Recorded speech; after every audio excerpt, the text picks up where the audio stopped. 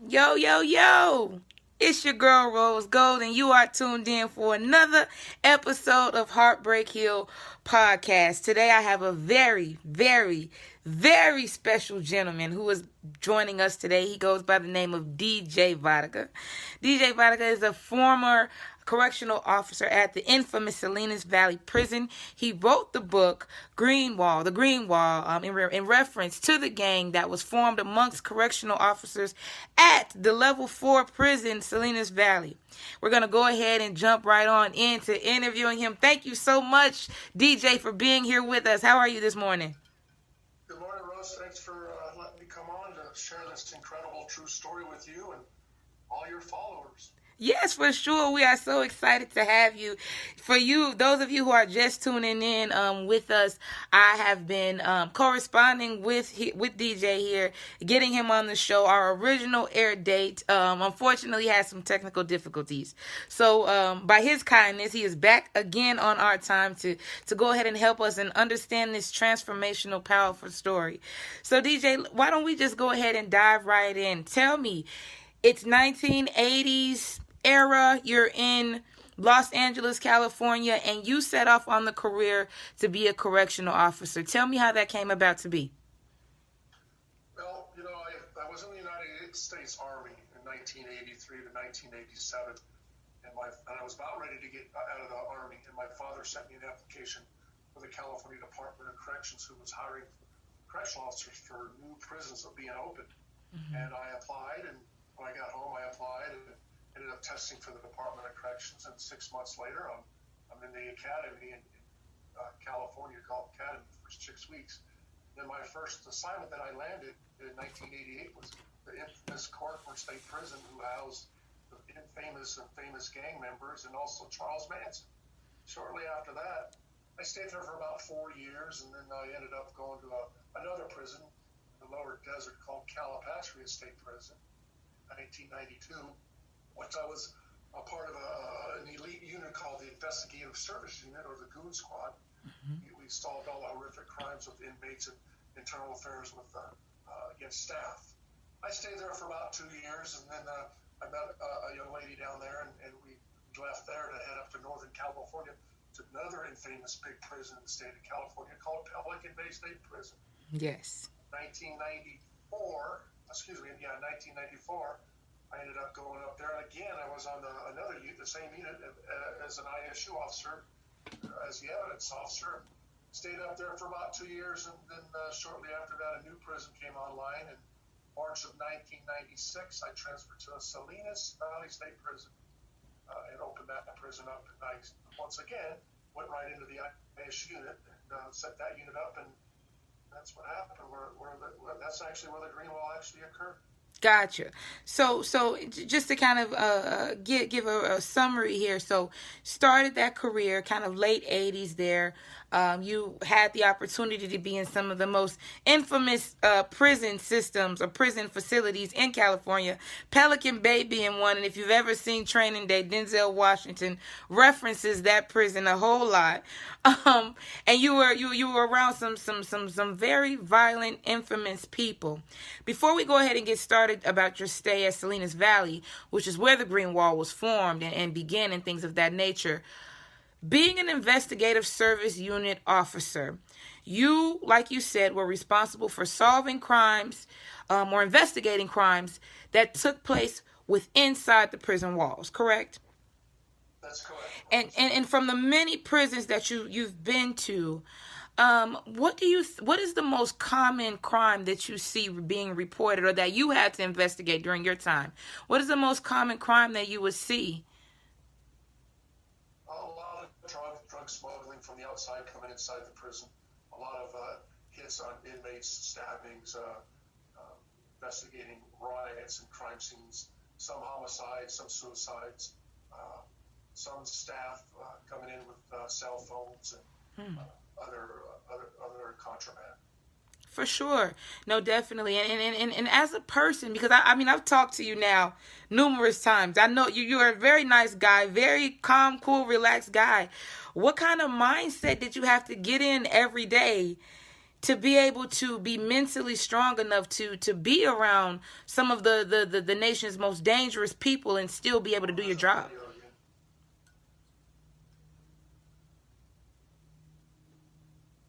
I think we.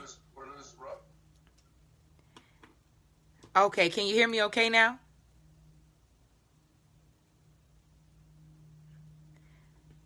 Can you hear me okay? We're losing audio, Rose. I can't hear you. Okay, give me just a second. We'll go ahead and clear that up. Give me just a moment here. A bad connection. Yeah, I keep getting the same error. Let's see if we could go ahead and get another connection here. Give me 1 second.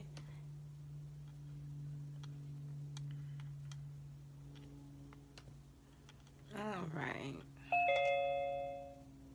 All right. No, bad connection. Okay, can you hear me okay now? Yeah, I can hear you great now. Perfect. We will not let audio disconnections intervene with this interview. Amen? Amen. So what I was saying, my question I was asking you is that I've talked to you a few times now, and you're a very nice guy, very laid back, respectable, cool mannerism guy. What mindset did you have to get into every day to enter into some of the most dangerous prisons in the nation? How did you do that?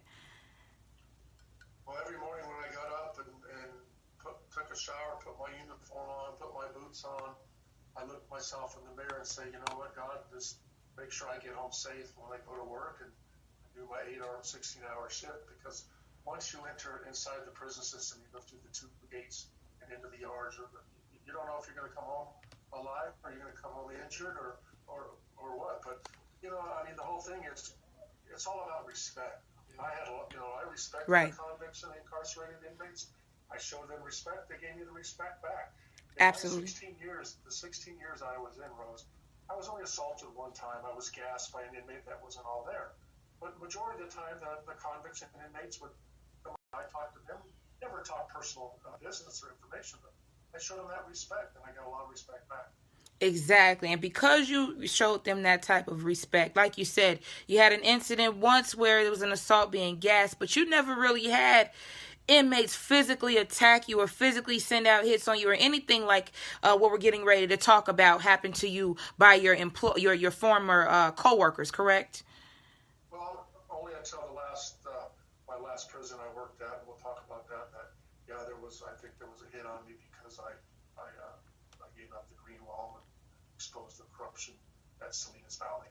Gotcha. Okay, perfect. That was the prison you had transferred to. Yes, we definitely will get into that for sure. So, okay, you are doing your things. It's late 80s. You're in California, IA. You are cruising as your career as a correctional officer. And then there's this new prison that opens up. Salinas Valley opens up. You're one of the new veteran officers on the scene. At that time, you're pretty seasoned. You had been at a few prisons. Brand new prison. You guys are getting it ready. The busload of new inmates arrive and they come in and you guys are flowing. When did you start to notice that there was something going on differently behind these walls than you had experienced as a correctional officer at other prisons?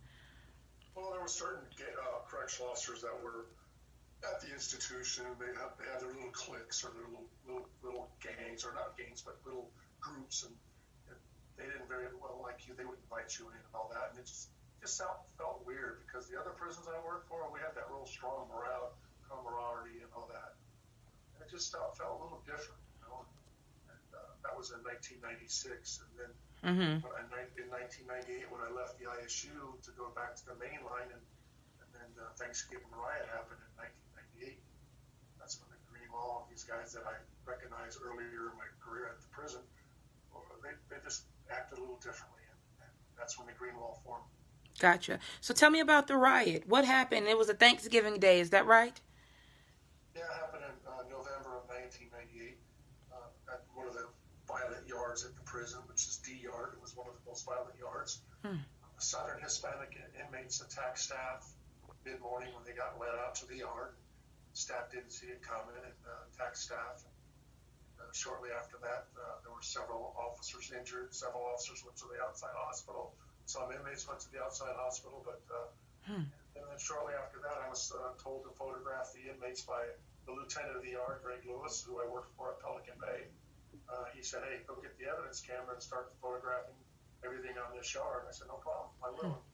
And shortly after that, I started photographing the inmates in restraints before they got escorted back to the housing unit. And that's when the officers didn't like that. They called me an inmate lover. "Who are you ratting on now? Are you with these guys?" I just told them, "You guys do your job, I'll do my job." And you were receiving this harassment for following protocol. There was just a riot that took place, and you, as part of the ISU, the investigative unit, you have to take pictures of the people that are involved. And because you were doing that, taking pictures of them, of the inmates, making sure that they were intact, you were being harassed, calling an inmate lover, things of that nature. That's correct. I mean, I was labeled, to their side. They thought I was, on the inmate side, because these officers were going to do some physical damage to these inmates, and I just wanted to make sure I took pictures of these guys with no injuries or small injuries on them before they got escorted back to their cells, at which time they were physically abused by these members of the Green Wall, and their property was destroyed. That launched a huge investigations from Sacramento. Wow. And so, okay, the riot happens. You photograph the inmates. You start to get pushed back from the guards, the other guards that are there. They're starting to see that you are obviously not like them. After that riot incident, when did you see more of the Green Wall Gang, and how did you know what it was called? How did you know what exactly it was? Well, I saw some officers after the Thanksgiving riot that day. Certain officers who were part of the Green Wall were wearing turkey pins on their jumpsuits, which they're not allowed to do that. Okay. To identify that riot, that they were part of that riot. And shortly after that, they were marking different areas with gang graffiti, like they called themselves the 723 or the GW. The seventh letter of the alphabet is G, 23rd is W. That's what they put. But some of them actually put tattoos on their body, 723 GW. And they were, like I said, tagging different areas of the prison, who they are. And shortly after that, it just started booming. Started rising with recruits coming in. And after that, about 2001, beginning of 2001, when I worked the vehicle Sally Port down in the institution, where vehicles come into the prison, that's the only way in, and inmates from the level 1 yard come up. Well, this one level 1 inmate was coming up, and he was badly beaten up, and he says, "Hey, Vodicka, look what happened to me. These guys on the Green Wall came down and beat me up last night for no reason." And I just shook my head. I said, "This is crazy." And wow. At the time, I got a hold of some people, let them know what's going on, and shortly after that, Lieutenant Lewis, who was back, he was on the ISU unit as an IA lieutenant. He was investigating his own people in the Green Wall, and wanted to know my knowledge. And he said, "Hey, I need you to go up and see the warden. He wants to know what's going on at his prison." I said, "Okay." So they came down and relieved me from the vehicle Sallyport. An officer did. I went up and saw the warden. The warden said, "Hey, I need to know everything what's going on at this prison. You know these guys who call themselves the Green Wall?" I said, "Sir, I got knowledge of them. I know who they are. Right. I need you to write a report." So, "Sir, I don't work with these guys. I work with you guys every day." So, "I need you to write a report and have it on my desk by Monday," and that's a direct order. I said, "Okay." I went home and typed up a 2-page report, stamped it confidential, turned it into them on Monday, and 2 months later, I get these guys on the Green Wall, part of the Green Wall, about my size. I'm 6'5", about 320. These guys are my size. Sure. They came down to where I work and quoted verbatim out of my memorandum what I said. So the warden threw me under the bus. So at that point, so you're seeing this stuff happen by the Green Wall Gang, which is a gang of correctional officers. You go to the warden by command of your lieutenant. You write the report for the warden. And the warden then takes that report and shares it with the exact same guys who you name in the report as being part of this Green Wall Gang. That's correct. And they approach you. They approach you. I lose it. When they left the Sallyport, I started throwing trash cans and screaming on top of my lungs, and they basically told me, "You're a dead man walking. You're through. You're done." I'm like, "This is crazy." The warden at the prison who I trusted threw me under the bus. Exactly. And he would later on in the book, when you read the book, he's behind the whole ordeal. Exactly. The warden told these guys, these officers, the part of the Green Wall, I don't want these inmates taking over our prison. You go put fear and intimidation in these inmates, and I will back you 100%. So Right. They're not going to take over my prison. And when I read your book, I seen that there's a section in there where you describe exactly that. You describe the mindset behind the formation of the gang was, quote unquote, to keep the prison in line. But as I read more, that quickly got out of control. Very quickly became to where these guards were abusing inmates. They were destroying their property. They were trumping up false citations and reports, things of that nature from what I read. Up until the point where you literally had to transfer out of Salinas Valley. Is that correct? Yeah, that's correct. I mean, after I had the report, and I got those guys came down and threw me under the bus and quoted stuff out of my memorandum. That same night, Lieutenant Lewis contacted the OIG in Sacramento, and they called me and they said, we want to meet with you. We want to meet with you. So they met with me at the location near my home, and I sat there and talked to them for about 3 hours, and they had me on tape recorder and all that. And then shortly after that, a couple weeks later, I went back to work because I didn't have a lot of sick time. When I was in the vehicle Sallyport, I wasn't around inmates. I was isolated. Okay, cool. So you felt okay going back after a few weeks? Yeah, I wanted to go back to work. And, and shortly after that, about a week later, these guys from the OIG, worked straight for the governor, or Schwarzenegger. They came to the prison in their cars, 5 or 6 cars deep, came into my Sallyport, checked their weapons, went inside, went to the ISU, had all the officers step out, took evidence, computers, everything out of that area that were part of their investigation. They went up to the warden's office and told the warden to step out of his office, and they went and got files and everything out of there. And shortly after that, the phone was ringing. That they were calling, "You're a dead man, rat." They would identify themselves on the phone. And shortly after that, I called my personal friend Joe Renoso and told him what was going on. He said, "Hey, no, we need to get you out of there." They called Richard Ramsdale, who was the OIG at the time, and they got me out of there. They moved me overnight to another prison, which is unheard of in the Department of Corrections. Exactly. And they did. They moved me. I was there on a Friday, and Monday morning I had to report to another prison 6 hours away. Wow, so just that quickly. So you leave Salinas Valley the same day the Green Wall approaches you. You then get approached by the people in Sacramento who more or less run the prison system, we'll just say, a part of the investigative unit that runs the prison. They take you out in the middle of nowhere, quote unquote, and they record your statement. They get everything from you. You just flood it all out. You go back to work after that. And when you go back to work after a few weeks of that, you take sick time off, you go back to Salinas. And when you go back to Salinas, another organization that's part of the same investigative prison OIG team, they come in and they flood Salinas Valley. They confiscate files, computers, even they flood in on the warden. After they do that sweep, you are then reporting to another prison by Monday morning. And Valley State Prison. And from there, what happens while you're at Pleasant Valley? When I first got there, the captain custody captain knew me from when my days working at Cork State Prison. His name was Brian Williams, who's now deceased. He's no longer with us. He took me under his wing and he said, "Hey, why don't you want to work part of the ISU?" And I said, "No, I don't want to go back in the ISU. No, I don't want to be part of ISU." You had enough. No, I said my seniority was like. Out of 600 officers, I was number 3. So I had great seniority. So where do you want to go? Pick your job. I said, well, I just want to be a yard officer. Okay? I got a D yard open. You want it? I said, yeah, I'll take it. So I went down to the yard. And about 2 months later, Captain Williams got transferred down there as a captain. And he really took me under his wing. I helped him out on investigations and all that. And shortly after that, a few months down the line, 6-7 months down the line, I responded to a housing alarm on the yard. And when we do, we all run to that building. All officers run to the building. I was running across the yard. I entered the little Sallyport area. As I was running through the Sallyport, the gunner upstairs said, "Hey, Vodicka, stop, don't enter.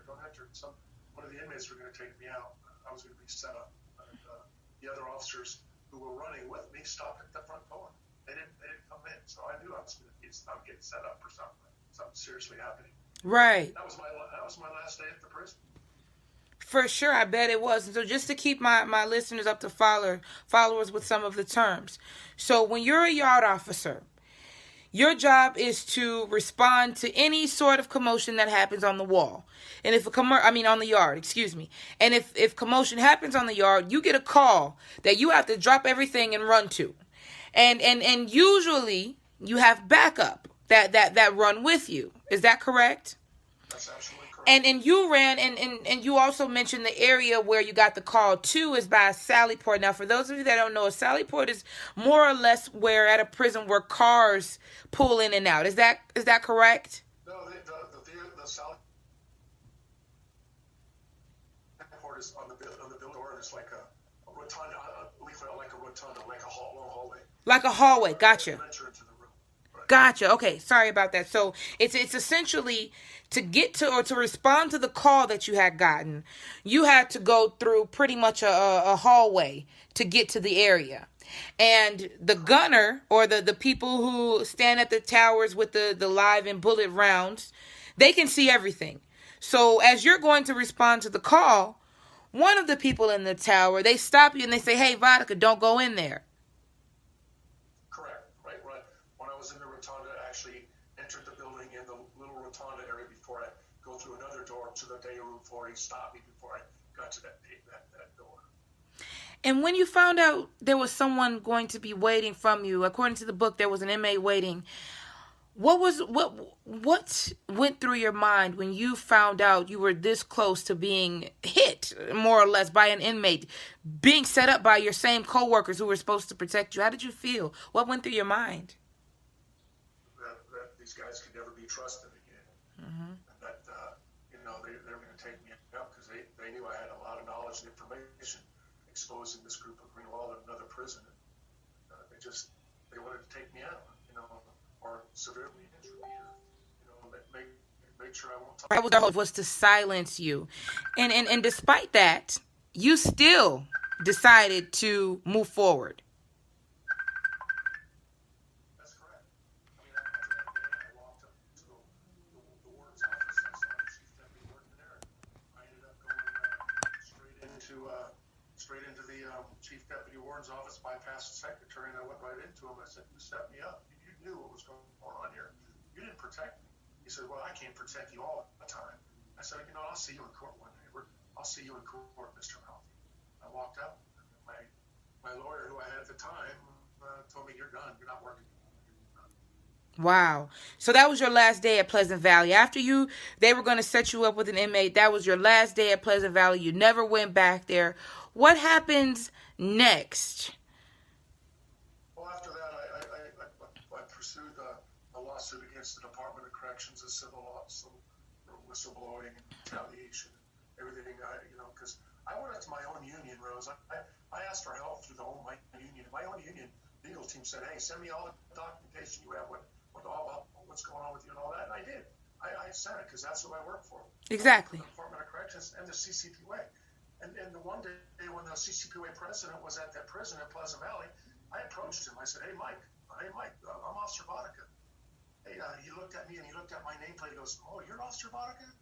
We've been advised not to talk to you," and he walked away from me. You're a union rep. My own chapter president, who oversees 30,000 officers, said, "We're not allowed to talk to you." He walked away from me. And up until this point, you had paid your union dues for over 16 years. Correct. Wow. Uh-oh, you went out just a little bit there. Say it one more time for me. You went out just a little bit there. I think it's the connection thing again. Give it just a second here. Small connection there. Can you hear me now? I can hear you now. Okay, perfect. You had paid union dues for almost 16 years. And this was the response that you had gotten from the people that were supposed to protect you. So you go to them. They're advised not to talk to you, which I'm sure was devastating. And when the trial begins, when you start to give your dispositions in court, because you filed the lawsuit, and there's, the book goes into a lot of details about this, but due to time, I just really want to get to the seriousness of this. you begin to do your testimonies, if you will. And during that time, and there's pictures in the book, you are taken off the grid. You are literally having to be hid. Can you tell us about that? Yeah, in 2004, I was invited to a Senate hearings by Jackie Spear, who was a senator in San Francisco and Columbia Maryland senator of LA. They were doing a government oversight hearing against the Department of Corrections. They were tired of hearing all the corruption and the code of silence in the prison system in California.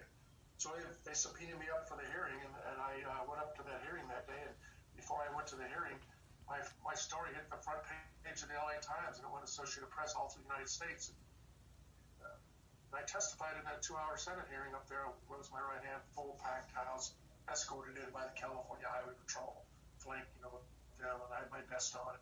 Joe Renoso, my attorney, and we're walking up the big stairs at the state capitol, and in a room, when they opened the huge doors, I mean, they all turned around and looked at me, and they knew I was coming in to talk about the Green Wall and expose the corruption. Department of Corrections. Shortly after that, they moved me off the grid and hiding for 6 months, and until everything started dying down, and I went into my civil proceedings against the Department of Corrections. That's exactly right. And I don't want to go in too deep because I really want people to check out your book to figure out what exactly happened when you took on the entire correctional facilities of California. That entire department had to do with these proceedings. And it was just an awesome and amazing thing. And I really want to get, with our last few minutes, I want to get into kind of, you were in the Army, so the discipline is there.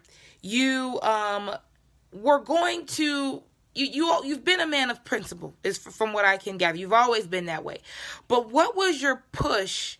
What was your courage driver to expose what was happening? Was it your faith? I know that you and your father are really close, according to the book. What was it that pushed you, that gave you that courage to take on such a big system like the correctional facilities of California, which is the biggest in the country? What gave you that?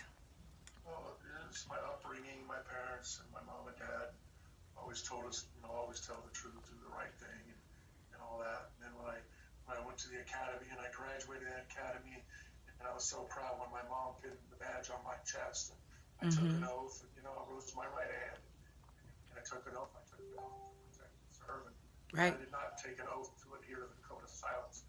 Definitely against the code of silence. I don't believe in it, and this is the way people are. And then shortly after that, before my father passed away, one of his last words was to write this book, share it with the world, let everybody know what they did to you in the Department of Corrections. And everybody needs to know what happens behind the prison walls, because the media doesn't know what's going on. The public doesn't know what's going on. So now you're here firsthand from a correctional officer who saw everything. Exactly. And it is such a powerful thing. And I know that right now, your book is not allowed in correctional facilities in California, but that's okay, because your story, your book is actually getting ready to be a featured film. Is that correct? That's correct. It's in development for that. And right now it's a very possibility for an upcoming documentary about my story. And the person that I'm gonna put it out there was the person who was interested in my story. He just came out with you really might want to Google this later, new viewers. It's called The Prison Within. Okay. This producing company, and it won a lot of documentary awards for at the Telluride and everything else. It's about these people went into San Quentin State Prison and interviewed inmates, and it makes a great story. It's called The Prison Within. Gotcha. Great story, and these people like my story, and now let's see what's going to happen with that. But one of the biggest things that really touches me is I have a little boy. He was 5 years old at the time. I took him to a mid-state fair down in California when I was visiting with my mom and dad, because they love my little boy. That was their first grandson. And my son wanted to go to a fair that night. I took him to a fair that night. We had a great time, and as I was coming out of the fair, I was approached by a sergeant who worked at the prison, who was part of the Green Wall. He ran up on me and said, "Vodicka, drop the case, let it go. You're a rat already." And my little boy saw that. And to this day, now he's starting to remember what happened. Wow. 5-year-old boy seeing this, crying, "Daddy, let's go." And it's tough. And then, the other big part of it is, I have all the evidence that supports the book. I have everything in that book. Yes, you do. Nonfiction book. Yes. There's names in the book. There's evidence in the book. And here's the book right here. This is just a book called The Green Wall. Yes. Amazing, excellent read. It's an amazing read. Yes, it is. It is very powerful. It's amazing. With just under 3 minutes left, DJ, I want to thank you so much. That was a horrific event that your son had to experience. But I know for a fact he is proud to call you his father. You are a true hero. As a person who has had experience with the correctional system, I have family who is currently in the correctional system.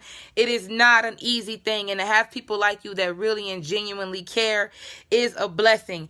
If you want to go ahead and purchase DJ's book, check him out. You can go ahead on Amazon. You can also go to Barnes & Noble. There's also a few places you can go. He is all over social media.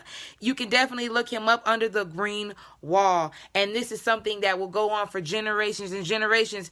Mr. Vodicka, do you have anything else to say to the listeners before we let you go? We just need to treat everybody, all lives matter. We need to treat everybody with respect, especially incarcerated. They're humans, they're not just some number.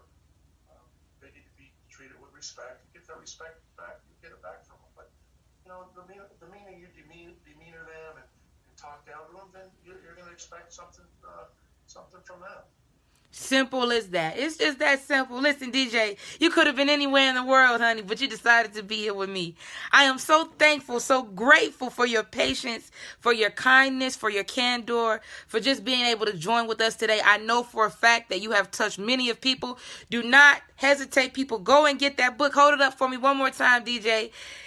The Green Wall. It is a phenomenal, excellent book. I've already read it. You cannot miss out. You guys be sure to continue to share love and show light. Remember, it's all love and no judgment. Thank you again, DJ. I hope to talk to you soon. You too, Rose. Thank you. You're welcome. Bye-bye. Take care.